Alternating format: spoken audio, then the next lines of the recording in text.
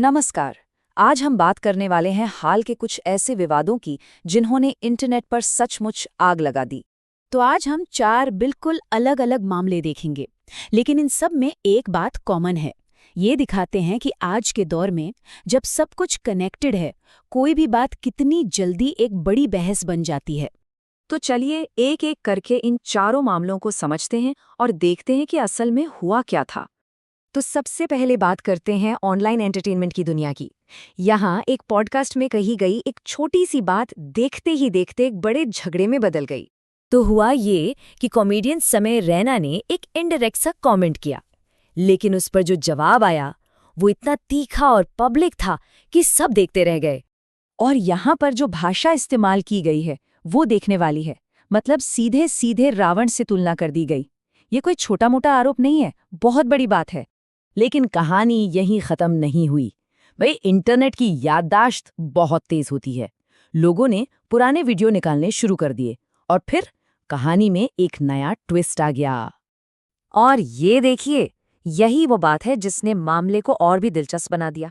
एक पुराना वीडियो सामने आता है जिसमें शुभांकर मिश्रा उसी कॉमेडियन की तारीफों के पुल बांध रहे हैं जिन पर वो अब हमला कर रहे थे। कमाल है ना। चलिए अब दूसरे केस पर आते हैं। ये मामला दिखाता है कि कैसे विचारों का टकराव इतना बढ़ सकता है कि वो खतरनाक हो जाए, जब बात सिर्फ बहस तक नहीं बल्कि धमकियों तक पहुंच जाए। हम बात कर रहे हैं आचार्य प्रशांत की। ये एक आध्यात्मिक गुरु हैं और ऑनलाइन दुनिया में इनके करोड़ों फॉलोअर्स हैं। मतलब इनका प्रभाव बहुत बड़ा है और शायद इसी वजह से वो कई बार विवादों के केंद्र में भी आ जाते हैं। तो हुआ यूं कि उन्होंने डॉक्टर B.R. अम्बेडकर के बारे में एक वीडियो पोस्ट किया जिसमें उनके काम की तारीफ की गई थी।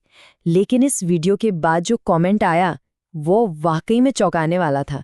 ये देखिए, ये कोई मजाक या हल्की बात नहीं थी। ये एक सीधी सीधी पब्लिक में दी गई धमकी थी। और ये दिखाता है कि ऑनलाइन दुनिया में बहस किस खतरनाक स्तर तक जा सकती है। तो जाहिर है इस धमकी को हल्के में नहीं लिया गया। उनके फाउंडेशन ने इसके खिलाफ बाकायदा कानूनी कार्रवाई शुरू कर दी है। और देखा जाए तो ऑनलाइन हेट स्पीच के खिलाफ ये एक बहुत जरूरी कदम भी है। ठीक है, तो अब डिजिटल दुनिया से निकलकर चलते हैं सीधे क्रिकेट के मैदान में। और यहाँ जो विवाद हुआ वो खेल को लेकर नहीं था बल्कि एक गाने को लेकर था। मतलब जरा सोचिए, एक हाई प्रोफाइल क्रिकेट मैच चल रहा है और बवाल का कारण बन जाता है एक गाना। ये मामला असल में खेल के बारे में था ही नहीं, बल्कि स्टेडियम में जो माहौल बनाया जा रहा था उसे लेकर था। और CSK के एक ऑफिशियल ने तो साफ साफ कहा कि ये गाना जानबूझकर बजाया गया था ताकि दक्षिण भारतीय लोगों का मजाक उड़ाया जा सके। और ये तो भाई सीधी सीधी स्पोर्ट्समैन स्पिरिट के खिलाफ है।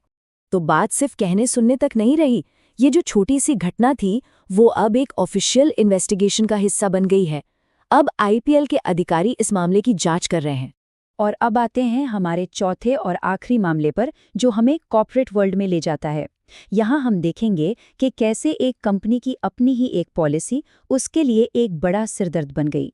तो हुआ ये कि कंपनी का एक इंटरनल डॉक्यूमेंट जो उनकी ग्रूमिंग पॉलिसी के बारे में था वो ऑनलाइन लीक हो गया। और बस जैसे ही लोगों ने उसे पढ़ा, हंगामा मच गया। कई लोगों का कहना था कि ये पॉलिसी सीधे सीधे भेदभाव करती है। अब जब मामला इतना बढ़ गया तो डैमेज कंट्रोल के लिए कंपनी के CEO पीयूष बंसल खुद सामने आए। उन्होंने कहा कि अरे नहीं, ये तो बहुत पुरानी पॉलिसी है, अब लागू नहीं होती। लेकिन यहाँ भी इंटरनेट ने अपना काम कर दिया। उनके ट्वीट के ठीक नीचे एक कम्युनिटी नोट आ गया जिसने साफ कर दिया कि ये पॉलिसी तो हाल ही में 26 फरवरी को ही अपडेट हुई थी। इसके बाद तो कंपनी की और भी ज्यादा फजीहत हो गई। तो ये जो चारों मामले हमने देखे, पॉडकास्ट से लेकर क्रिकेट के मैदान तक, ये सब एक ही बात की तरफ इशारा करते हैं। आज का दौर पब्लिक स्क्रूटनी का दौर है। हर चीज पर नजर है, हर बात पर बहस होती है और फैसला भी तुरंत होता है। तो आखिर में ये एक बड़ा सवाल खड़ा करता है ना, कि जब हर बात का जवाब तुरंत मिलता है, हर दावे को रियल टाइम में फैक्ट चेक किया जा सकता है, तो फिर पब्लिक में होने वाली बहसों का भविष्य क्या होगा? ये सोचने वाली बात तो है।